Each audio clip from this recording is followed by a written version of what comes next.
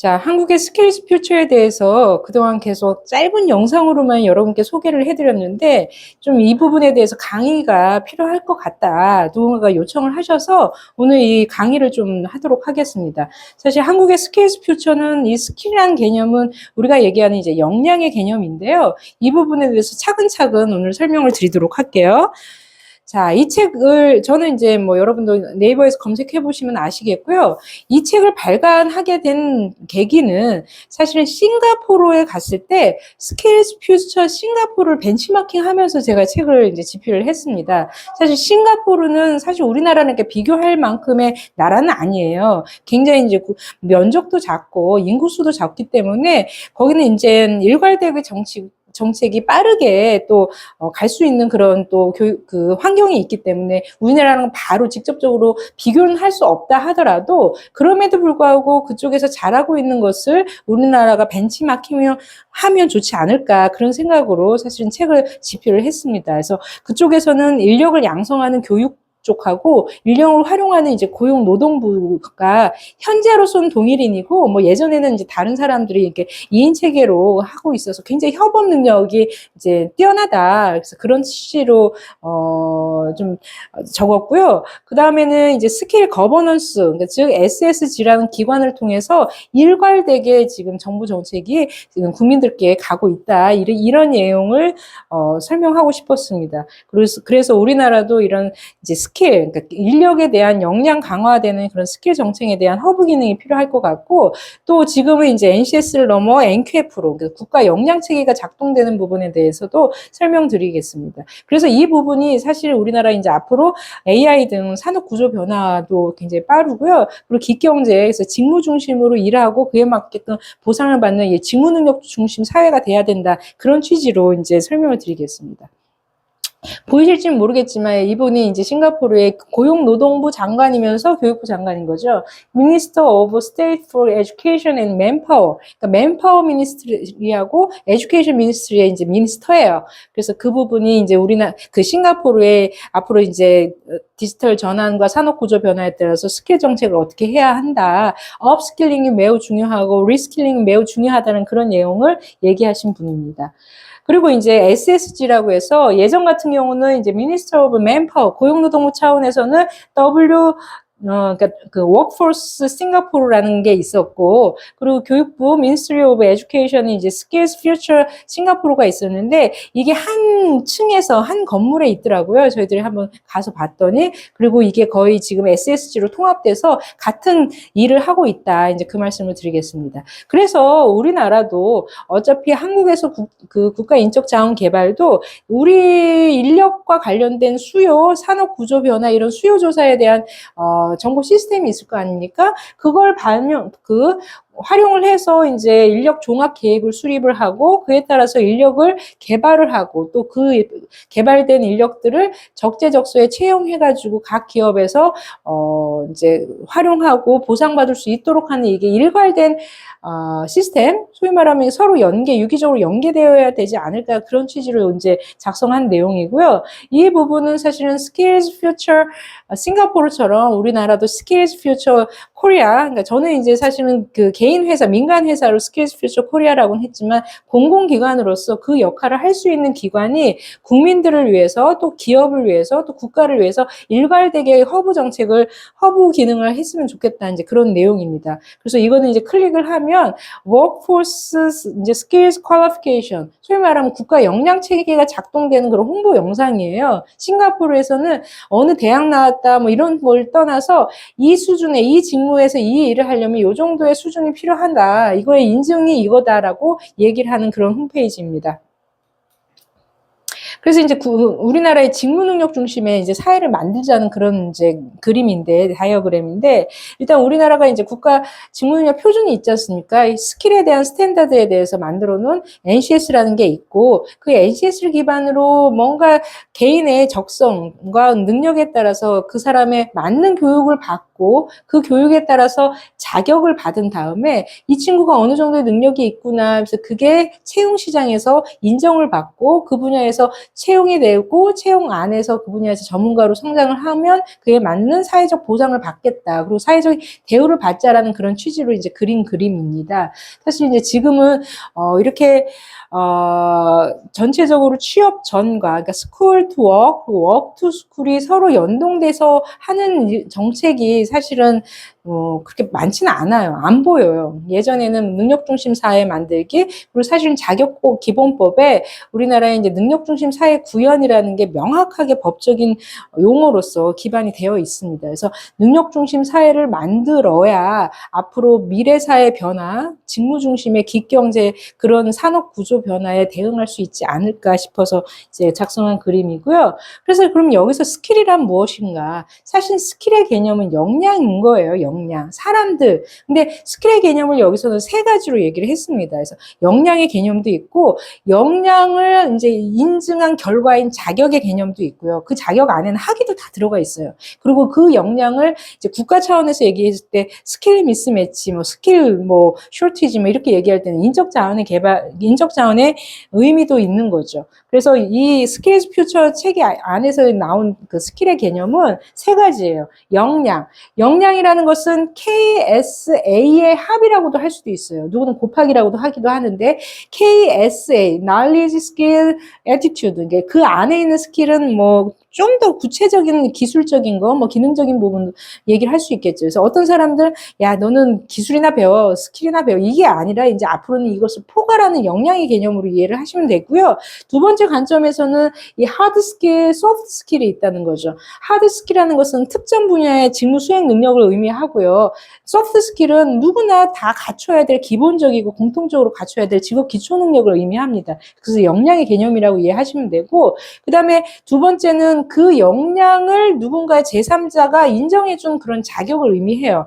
꼭 우리나라 사람들은 자격증만 자격이라고 생각을 하는데 그게 아니라 학교를 통해서 학위를 받으면 그것도 자격이 있는 거죠. 그리고 자격증을 통해서도 자격을 받을 수도 있는 거고, 그게 국가기술 자격이 됐던 민간 자격이 됐던 자격증을 통해서도 받을 수가 있는 거고요. 그 다음에 또 뭐가 있습니까? 경력을 통해서도 받을 수가 있는 거죠. 그것이 서로 연동될 수 있게끔 해야 되는 거예요. 꼭 우리나라는 이제 학교, 그러니까 학위만, 저 사람 어느 대학 나왔어. 그럼 석사야, 박사야. 이렇게만 인정되는데 그 친구들이 노동시장에서 아무 일도 못하면 또 안 되지 않습니까? 근데 노동시장에서 이 사람이 할 줄 아는 것을 증명할 수 있는 것은 꼭 학위뿐만 아니라 자격도 있고 사실 경력도 있다는 거예요. 그게 서로, 학위와 상응하게 인정받을 수 있는 하나의 큰 프레임워크가 필요하다는 거예요. 그게 국가 역량 체계가 될 수 있고, 최근에는 산업별로 만들어지는 SQF, 산업별 역량 체계도 일 수도 있습니다. 그리고 이제 스킬이 미스매치다. 국가 차원에서 아무리 학력이 많아도 이게 좀 취업률이 없어서 unemployment, 그게 뭐죠? 사실 실업률? 그런 실업률도 높다. 이 스킬 미스매치가 있고 스킬이 노후화됐다. 이렇게 얘기할 때는 사실 인적 자원이라는 개념이 있습니다. 그래서 수평적 미스매치, 그 다음에 수직적 매칭은 사실은 이제 굉장히 많은 거를 오버스펙 여러분 들어보셨어요? 오버스펙, 온스펙 들어보셨습니까? 그러니까 정작 이 정도의 그 필요한 스펙만 필요한데 더 많이 배우는 거예요. 거기에 시간과 비용을 너무 많이 투자를 한다는 거죠. 이게 국가 차원에서는 굉장히 비효율적이라는 겁니다. 그래서 스킬 과잉, 그리고 또 스킬이 부족했다. 그래서 적정하게 거에 맞게끔 서로 미스매치가 없게끔 지금 스킬을 키워야 되고 스킬을 양성을 해야 되고, 또 스킬이 이 정도 수요라고 수요 쪽에서는 얘기를 해야 되는 거죠. 그리고 수평적 미스매치라는 것은 사실 이제 전공 불일치, 사실은 리스킬링이라는 개념일 수도 있어요. 앞으로 이 분야에 나는 이것만 배웠는데 더 융복합되고 더 세분화되고 좀 더 플러스를 해야 된다는 거죠. 그리고 스킬 부족 일자리, 스킬 쇼티지. 그러니까 나는 이 정도 있는데 일자리가 부족해가지고 또 이게 부족한 현상을 의미를 합니다. 스킬 갭. 이쪽에서 원하는 쪽에서 이 정도 요구하는데 너무 낮은 수준이다. 그래서 갭이 발생됐다. 그리고 스킬 노후화. 요즘에 이제 제조업이나 뿌리 산업이나 전통적인 산업의 스킬 노후화가 상당히 큰 문제예요. 그래서 그분들의 노하우를 잘 채곡채곡 쌓아서 이게 사실 공식화된 암묵지를 형식화해가지고 계속 이게 계승이 돼야 되는데 그 부분도 사실 문제가 있습니다. 그래서 우리나라는 굉장히 지금 중장기적으로 이렇게 좀 경제, 산업, 노동, 교육 분야 전체적으로 통합적으로 이 인력 양성과 인력 활용을 어떻게 해야 될지를 생각을 해야 되는데, 노동시장도 고민을 해야 되고 교육시장도 고민을 해야 되고 뭐 자격도 뭐 교육과 같이 이제 연결돼서 같이 고민을 해야 된다는 거예요. 노동시장 같은 경우는 노동 수요가 사실은 경제 고용 창출력이 굉장히 저하됐기 때문에 서비스 산업 같은 경우는 굉장히 좀 선진화시키고 또 노동의 유연 안정성도 제고해서 그때그때 인력들을 좀 활용할 수 있도록 만들어야 된다는 거죠. 그리고 노동 공급도 중장기 노동 공급이 부족돼서 이렇게 고용률이 좀 낮다는 부분이고, 그러니까 대기업 같은 경우는 이제 노동 관련해서 과부하되는 부분도 정규직 중심으로 과부되는 경우도 있고, 중소기업 같은 경우도 이제 기간제 근로자들을 선호하는 경우도 있고, 교육시장도 사실은 너무 학문 중심으로 산업에서 요구하는 거하고 괴리된 교육과정이 아직까지 계속 되고 있고 인력 양성이 그렇다는 거죠. 그리고 현장 요구 반영이 미흡한 교육 프로그램이 되어 있고 또 양성 인력의 질 관리 체계가 미흡한 거. 그러니까 일단 일방적으로 교육하고 끝냈다는 거죠. 이 친구가 노동시장에서 어느 정도의 능력으로 인정받을 수 있는지에 대해서 뭐 자격을 준다던가 그 친구를 그 교육에 대한 질 관리를 해야 되는데 그 부분이 좀 약하다는 거죠. 그러니까 교육훈련 평가도 사실은 교육을 이수를 했으며 이 친구를 제대로 평가해서 이 친구가 예전보다 어느 정도 능력이 향상됐는지 같은 거 이런 것도 해줘야 되는데 이 부분이 약하다는 거고요. 지속적 능력 개발에 대한 교육훈련 체계가 미흡하다는 것은 초, 중, 고, 대 이게 다 이게 분절되어 있는 게 아니라 평생 직업력 개발 체계를 통해서 이쪽에서 배운 거, 낮은 수준에서 배운 게 윗수준에서도 인정되고 옆에서 배운 게 이쪽에서도 인정되고, 그러니까 교육훈련 기간뿐만 아니라 그러니까 교육기간뿐만 아니라 훈련 기간뿐만 아니라 이 지자체에서 다양한 기관들이 있는데 이게 서로 연동이 안 되고 인정받지 않기 때문에 계속 또 받고 하면서 이게 중복적인 학습들이 상당히 많이 있다는 거예요. 자격시장도 마찬가지로 이 친구가 이제 재직자로 돼서 취업 이후에 그 사람이 그 분야에서 성장할 수 있는 경력형으로 자격체계가 구성되어야 하는데 일단 처음에 취업할 때만 이제 신경 쓰고 있다는 거죠.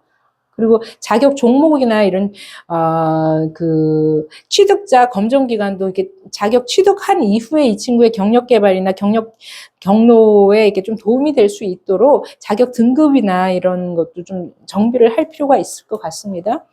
자, 그러기 위해서 이 산업에서는 어떤 스킬이 필요하냐. 그렇다면 이 직무 유형을 좀 구분을 하고 가로축에는 또 이 부분에는 직무 수준을 구분을 해서 이런 직무 맵, 이거 직무 맵 안에 이제 이게 어떤 능력이 필요하다까지 다 들어가면 그것을 스킬 맵이라고도 하고 요즘에 최근에 얘기하는 직무 역량 체계, 그러니까 SQF가 그게 다 포함되는 내용이긴 하는데요. 기본적으로 직무 맵을 그리고 여기에 필요한 능력들이 뭐가 있는지, 요 능력을 인정받기 위해서는 어떤 인정 방안이 있는지가 나오는 게 사실은 SQF, 산업별로 접근한 게 SQF고 국가 차원에서 접근한 것은 KQF, 이제 NQF가 이제 일반적인 용어고 교육부에서는 KQF를 고시를 했죠.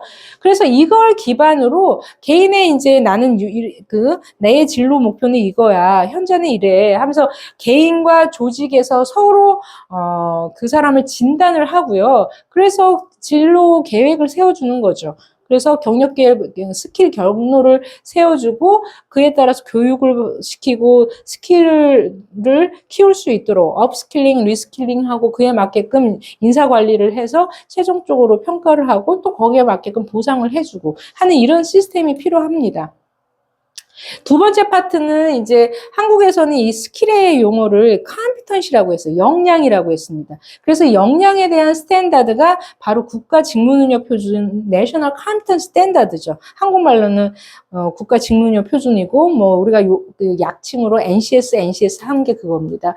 그래서 근데 그 NCS가 하루아침에 나온 게 아니라 교육부하고 직업능력연구원에서 코리아 스킬 스탠다드를 개발을 했었고 고용부와 또 한국산업인력공단이 내셔널 아큐페이션 스탠다드를 개발을 양쪽에서 하다가 2010년도에 NCS로 일원화가 됐어요. 그래서 이 NCS에서 말하는 그 컴피턴시의 역량은 또 우리 한국에서는 또 다양하게 이제 해석을 합니다만은 그렇게 또 이해를 설명을 드리겠고 또 국가에서는 이 역량의 세 가지 의미가 어떤 건지 또 설명을 드리도록 하겠습니다. 보이실지는 모르겠지만 일단은 이거는 그냥 이해만 하시면 돼요. 그래서 2000년대 초반부터 우리가 스탠다드에 그 필요성을 얘기를 했지만 KSS라고 해서 코리아 스킬 스탠다드는 교육부하고 직능연에서 당시에는 한국직업능력개발원이었죠. 거기서 이제 코리아 스킬 스탠다드를 개발을 해서 이제 용어 정의부터 매뉴얼부터 이게 막 만들었다는 그런 개념이고, 고용부에서는 이제 고용 단위로, 직업 단위로 내셔널 아큐페이션 스탠다드를 개발을 하기 시작했습니다.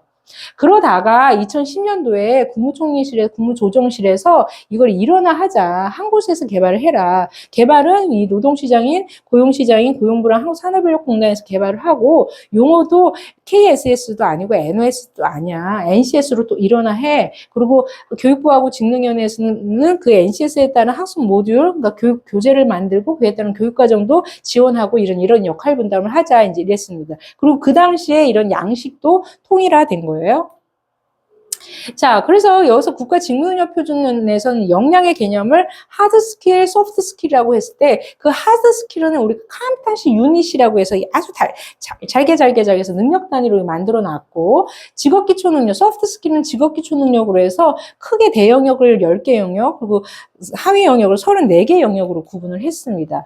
그리고 이제 국가 차원에서는 이거는 이제 다른 교수님이 역량에 대해서 연구를 하면서 역량 하는데 도대체 역량에 대해서 국가에서는 어떻게 얘기를 하냐. 일단 평생 교육하시는 분들, 교육학자들은 이 꼭 직업 능력 아니어도 이 사람들이 평생 자신의 삶을 영위할 수 있도록 하는 그런 생애 능력이다. 그래서 삶을 살기 위해서 필수적으로 갖춰야 될 그런 생애 능력이라고 역량을 얘기를 하기도 하고요. 또 이제 우리가 직업 능력, 직무 능력, 실제 일을 하는데 필요한 능력이 필요하다고 해서 하는 게 이제 저희 입장에서는 기본적인 노동 능력, 뭐 직무 능력, 직업 능력 이렇게 얘기를 합니다. 그리고 이제 기업에서는 이 컴피턴시라는 개념을 일단 성과가 나야 돼요. 그래서 핵심적으로 이제 성과에 긍정적으로 영향을 미치는 역량, 그러니까 조직의 성과를 창출할 수 있는 능력, 아주 우수한 성과자의 행동 특성 이렇게 얘기를 할 때 기업 교육에서는 그 역량을 그렇게 이해를 하시면 될 것 같습니다. 그래서 근데 이제 국가 직무능력 표준 차원이고 또 제가 스킬스 퓨처에서 얘기할 때는 일을 할 수 있는 능력, 이 직무 능력이라고 이해를 하시면 돼요. 자, 그러면 스킬 프레임워크는 무엇인가? 아까 말씀드렸듯이 이 스킬을 공식적으로 제3자가 인정한 것을 자격인데, 이 자격은 학력도 있고요. 그리고 자격증도 있고, 국가기술 자격도 있고요. 실제 이 사람은 학벌이나 무슨 자격 없이 그냥 실제 일만 했어요. 일 경력도 있단 말이죠. 이것을 무시하면 안 된다는 거지.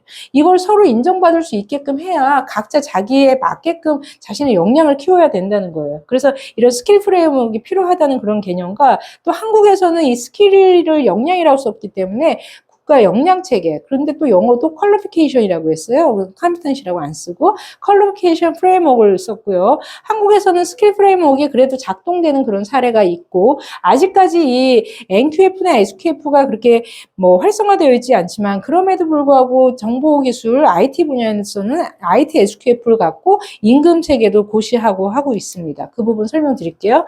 자, 스킬 프레임워크가 중요한 이유는 이게 평생 직업력 개발 체계가 지금 현재로서는 다 분절되어 있는데, 이게 서로 연동될 수 있도록 평생 학습이나 평생 직업력 개발을 촉진하는 데 굉장히 의미가 있고요. 내가 지금 현재는 3수준인데 앞으로 4수준, 5수준, 6수준으로 이게 경력 개발 경로에 맞게끔 본인이 성장을 해야 되지 않습니까? 그에 대한 틀이라고 할까? 이런 게 좀 필요하다는 거. 가이드? 이게 가이드라고 생각하시면 되겠습니다. 뭔가 계량컵에 의해서 딱 규격화된 인재 양성이 아니라 뭔가 그 사람들이 스스로 자신이 성장할 수 있도록 하나의 가이드를 준다는 거죠. 그리고 자격의 현장성, 그러니까 학위가 됐던, 자격증이 됐던, 아니면 경력이 됐던, 이 부분이 실제 노동시장에서 워킹될 수 있도록. 그래서 아무리 학벌이 높은 뭐예요? 아무 일도 못하는데 이러면 안 된다는 거예요. 그러니까 스펙으로만 갖고 있는 게 아니라 실질적으로 행동으로 나타낼 수 있는 그런 능력이 필요합니다. 그리고 이제 이 교육훈련과 자격에 대해서 품질 관리가 필요하다는 거예요. 교육훈련을 아무리 받으면 뭐예요? 이 교육훈련 받아서 내가 자격을 뭘 갖고 딸 수 있지? 아니면 이걸 통해서 노동시장에서 어느 정도 인정을 받을 수 있지? 그러려면 이 교육 훈련에 대한 품질 관리가 필요하다는 거죠. 그리고 품질 관리가 평가가 될 수도 있고, 그 교육 훈련을 받은 사람들의 역량이 강화될 수 있도록 그 강화된 것을 인정을 해줘야 된다는 거예요. 그리고 그 국민 개개인의 경력 개발 지원이 가능하다는, 뭔가 로드맵이나 가이드라인이 있어야 사실은 경력 개발이 가능한 거 아닙니까? 그래서 지금 현재로서는 우리나라가 이제 학력이 초, 중, 고 이게 학제 시스템이 있어가지고 학사, 석사, 박사 이런 학력 체계가 있고요. 자격도 국가기술 자격이라고 해서 기능사, 산업기사, 기사, 기능자, 기술사 이런 개념이 있고, 또 개별법에 의해서 의사, 변호사, 뭐 건축사, 공인회계사, 공인중, 뭐 중개사, 뭐 공인노무사, 뭐 감정평가사 이런 게 있고, 민간 자격도 굉장히 많이 있습니다. 그리고 평생학습 상황에서도 학점은행제가 있고, 독학학위제가 있고, 검정고시, 평생학습 계좌제도 있고, 직업훈련에서도 나름 이수증이 발급이 되죠. 이런 게 지금 각각 있는데, 이걸 서로 어느 정도 수준과 이게 직무와 맞으면 이걸 연동해가지고, 이걸 받은 사람이 이쪽으로서도 서로 연동돼서 인정받을 수 있고, 이걸 가진 사람, 자격을 가진 사람이 학위도 받을 수 있고, 학위를 받은 사람이 자격도 받을 수 있고, 경력이 있는 사람이 학교로 가는데 그 경력을 인정해서 갈 수도 있고, 뭐 등등. 이게 선진국의 교육제도는 이런 게 사실 워킹이 되는 거죠. 그래서 이제 건설 기능 인력의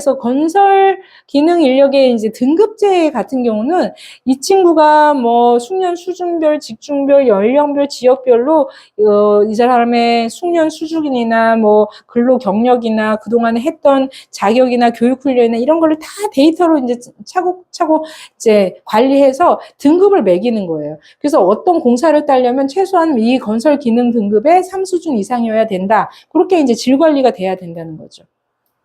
그리고 이제 SQF를 만든 IT 분야의 IT SQF 기반으로 소프트웨어 기술자의 직무별 평균 임금을 산자부에서 공표를 해요. 사실 이런 SQF가 없으면 이거를 이게 직무별로 공고하기가 상당히 어려웠다는 거죠. 여기에 사실은 이제 수준까지 더 들어가긴 해야 합니다. 그래서 이게 시장 임금 노임 단가로 이제 공표가 되면 각 개별 기업은 이걸 기반으로 본인이 더 주던 이걸 이제 모디파이해서 커스터마이징 해가지고 임금 체계도 만들 수가 있다는 거죠. 해외에서는 어떤 스킬 프레임워크가 있는지, 해외에서는 왜 필요한지, 뭐 마찬가지 이유일 거예요. 그리고 유럽도 EQF라고 해서 유럽은 유럽연합이 되면서 각 나라별로 인력이 이제 체계가 다 다를 거 아닙니까? 그러니까 유럽은 EQF, 그러니까 European Qualification Framework을 만들어서 뭐 프랑스에서 아니 폴란드로 갈 때, 독일에서 또 이쪽으로 갈 때 서로 인력 이동이 가능할 수 있도록 하는 거죠. 그러니까 레이버 모바일리티가 가능할 수 있도록 하는 거고요. 호주에서도 굉장히 잘 작동되죠. 오스트레일리안 퀄리피케이션 프레임워크가 사실은 직업 교육하는 사람이 고등교육으로 가고 뭐 이렇게 서로 자신의 평생 학습이 가능할 수 있도록 이게 작동되는 거고요. 뭐 영국도 현재는 뭐 예전에는 NQF 하나로 됐다면 뭐 SCQF 그리고 리저널 지역별로 하는 RQF도 작동되고 뭐 싱가포르는 더더구나 Workforce Skills Qualification이라고 WSQ가 작동되는 거예요. 그래서 가장 큰 퀄리피케이션 프레임워크는 그러니까 국내에서 인트라내셔널 퀄리피케이션 작동되는 이고 섹터별로 하는 데가 있고 그러니까 내셔널리로 하는 데가 있고 서로 국가가 이게 뭐랄까 왔다 갔다 할 수 있는 그게 이제 EQF라는 거죠. 보이지 않죠, 이거는? 그래서 이건 나중에 책으로 한번 보시고요. 그래서 이제 EQF, 유로피안 퀄리피케이션은 크게 knowledge가 어느 정도인지, 스킬이 얼마인지, knowledge와 스킬을 합쳐서 competency에서 responsibility, 그러니까 책임성은 어느 정도 있는지, 자율성은 어느 정도 있는지에 대한 그러니까 디스크립션을 하기 위한 하나의 기준인 거예요. 나누기 위한. 그래서 이 레벨 1부터 레벨 8까지 적어도 레벨 A의 이제 역량을 갖춘 사람은 연구를 포함한 업무 또는 학습 환경에서 최전선에서 새로운 아이디어, 그러니까 창의성이 있다던가 프로세스 개발에 대한 실질적인 권위, 혁신, 자율성, 학문적, 직업적 진실성과 지속적인 현신을 할 수 있는 그 역량을 갖추면 이 친구는 EQF의 A시다, A 수준이다 이렇게 인정할 수 있다는 거죠. 그러니까 우리는 아무리 이제 학위가 있다 하도 그 사람이 A 수준인지는 다시 한번 노동시장에서 판단을 해야 된다는 거예요. 뭐 IT 분야 같은 경우는 뭐 박사학위 있다고 해도 바로 그냥 노동시장에 쓸 수 있는 게 아니라는 거죠. 학위는 학위인 거고 그게 그 사람이 이 직무 상황에서 어떤 판단을 하고 의사결정을 해가지고 창의력 있게 기획력 있게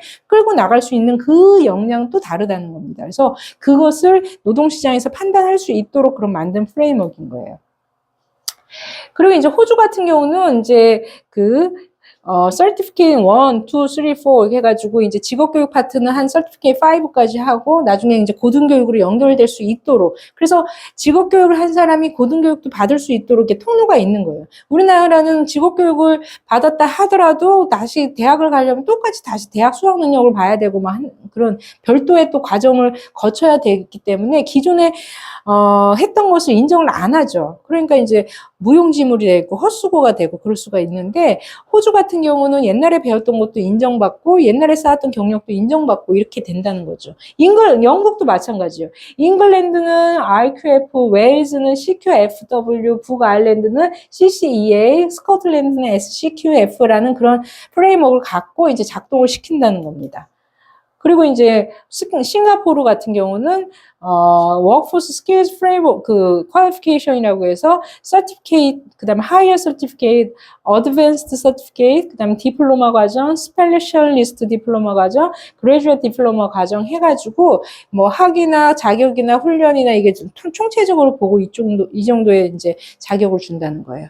자 이제 5장에서는 우리나라가 하려고 하는 KQF하고 SQF를 어떻게 연결을 할지 교육부에서는 KQF를 고시를 했죠. 그리고 이제 고용노동부에서는 각 산업별로 SQF를 지금 만들고 있습니다. 그래서 한국형 국가 역량체계는 뭔지 그리고 산업별 역량체계는 뭔지 해외에서도 사실은 KQF하고 SQF를 별도로 만들어서 연계한 사례가 있고요. 그리고 앞으로 이제 미래 우리가 점점 해야 할 일은 한국에서 이제 KQF하고 SQF를 연계를 할 필요가 있다는 겁니다. 그래서 이제 한국에서도 EQF를 벤치마킹해서 KQF로 고시를 했는데 날리지 부분, 지식 부분, 스킬, 그러니까 기술 부분, 그리고 자율성과 책임성, responsibility, 자율성은 책임성이 responsibility고 자율성이 뭐였죠? 다시 한번 볼게요. 어토노미하고 리스폰서빌리티를 EQF에서 벤치마킹 해가지고 갖고 온 거예요. 그래서 한국에서도 한국형 국가 역량 체계를 고시를 했고요. 그리고 이제 SQF가 이제 고용노동 파트에서 정보기술 SQF, 화학바이오 SQF, 뭐 관광레저 SQF, 직업상담 SQF 이게 나름 만들고는 있는데 보다 정교하게 접근을 합니다. 일단 직무맵을 만들자. 그 산업에서 필요한 직무들이 뭐가 있는지 가로축의 유형을 구분을 하고 세로축에는 수준을 해서 이게 2차원적으로 입체적으로 한번 직무맵을 만들고 이 직무맵에서 이 셀에 해당되는 능력은 뭐가 있는지 기존에 NCS가 있기 때문에 NCS에는 능력 단위를 이제 사실 매핑을 시켜서 필수 능력 단위는 무엇이고 선택 능력 단위는 무엇인지를 한번 보고 그 세 번째는 이 능력을 따려면 어떤 학위는 어디서 따야 되고 뭐 훈련 과정은 어떤 게 있고 뭐 이런 걸 한번 보자는 거예요. 그래서 이게 지금 SQF가 이제 지금 만들어지고 있습니다. 그래서 폴란드 같은 경우는 나름 관광 분야, 스포츠 분야, 은행 분야, IT 분야, 통신 분야, 컨설팅 분야, 건설 분야, 패션, 무역, 공중보건 이래서 각각 SQF를 만든 것을 크게 이제 국가 역량책으로 연결을 한 거예요. 왜냐하면 각 산업별로 수준 체계가 다 다를 수가 있습니다. 이거는 미용 분야의 3수준하고 IT 분야의 3수준이 같을 수는 없어요. 그거를 무시하고 이런 차원이 아니라 산업별로 다 특성이 있다는 거죠. 그래서 그거에 맞게끔 서로 연동된 그런 사례인 거고요. 그래서 앞으로 한국에서도 이 KQF하고 SQF를 연계를 해야 되는데 일단 KQF는 현재로서는 8수준 체계의 구성 요소하고 설명 지표가 있는데 그 하나하나에 어느 정도 자격을 넣을지, 그러니까 학위는 고등교육은 어느 정도고 국가기술 자격 체계는 어떤 거고 이걸 수준 체계나 이런 거를 배치를 해서 좀 뭔가 KQF가 좀 보완돼가지고 정보를 더 제공을 한다면 그에 맞게끔 SQF도 그 KQF랑 연동될 수 있게끔 만들어서 나중에는 그게 서로 같이 작동될 수 있도록 해야 된다는 거죠.